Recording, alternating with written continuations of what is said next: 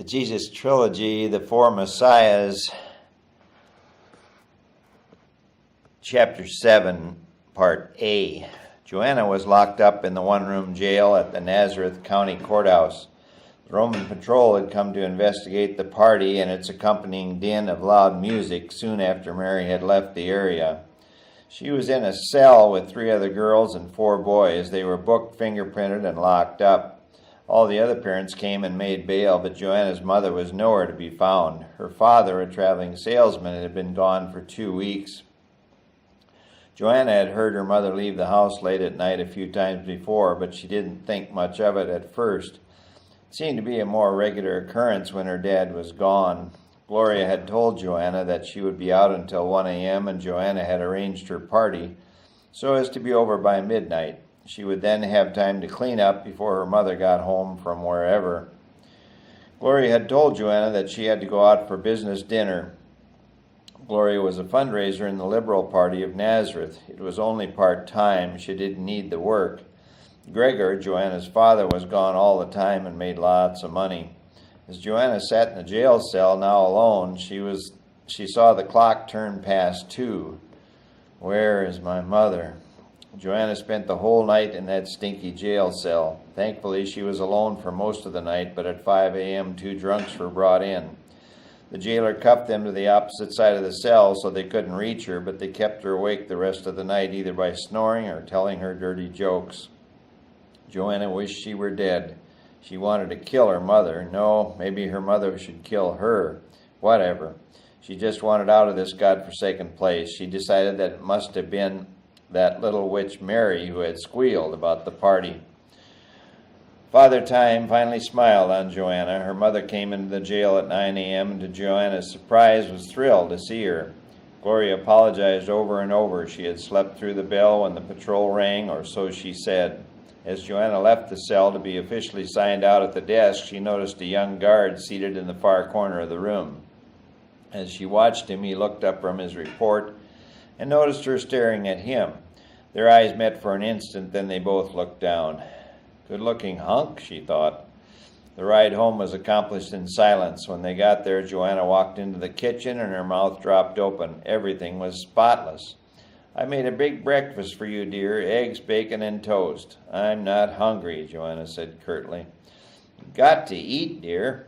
Where were you last night, Joanna asked. I told you I didn't hear the bell, Gloria said, smiling sweetly. Who cleaned up this place, Joanna asked suspiciously. I did. Looks like you had a real good time. Too good a time, Gloria said, still smiling. Mom, I got busted. I know, dear. Just don't let it happen again. Where were you? I told you, honey, I was here, got in about 12:30, quickly cleaned up and went straight to bed. And you didn't hear the bell, Joanna pressed? No, Joanna, I didn't. Now let's drop it. Gloria got a bit more stern.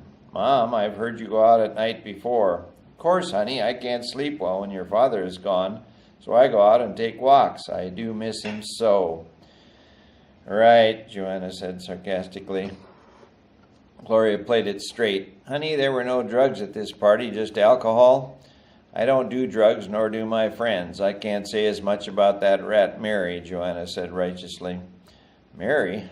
Yes, she is kind of strange sometimes, but a nice girl, I think. Was she at your party? Are you kidding? Well, your father will be home in 2 weeks and fix things up with the police. Please be more careful. Don't want to ruin our good name. Yes, Mother. Mary had gotten home about 11 the night before. Her mother was still up.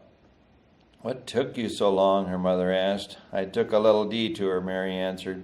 At night? It's dangerous, dear. I know, Mary said. I'll be careful, she added. Mary, I love you. I know, Mom. Mary turned and headed for her room. She didn't want to get into any deep conversation just yet, so she got ready for bed and crawled in. She felt a little nauseous, and it would be another restless night. Her mind was just too full. Maybe she should quit working at the market, or she should work full-time for Joseph. The rumors would then get worse. When the world found out she was pregnant and not married, Joseph would be named as the father. It would ruin both of their lives. Why was this happening? She wasn't a bad girl. Mary continued to mull things over in her mind. She had 3 choices. Suicide was out of the question. She just couldn't do it. She didn't have the nerve.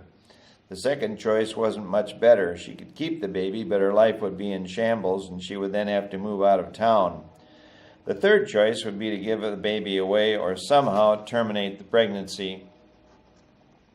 There was a clinic in Samaria where one of her high school classmates had gone. The pregnancy was terminated, but her classmate nearly died from an infection. Eventually, she did return to school. The incident was kept pretty quiet, but Camille had confided in Mary. Mary guessed she had to talk to someone. Mary didn't think she could bring herself to terminate her pregnancy as Camille had done. In addition, she had no money. With this emotional tug-of-war going on, Mary finally drifted off to sleep. She was too weak even to cry.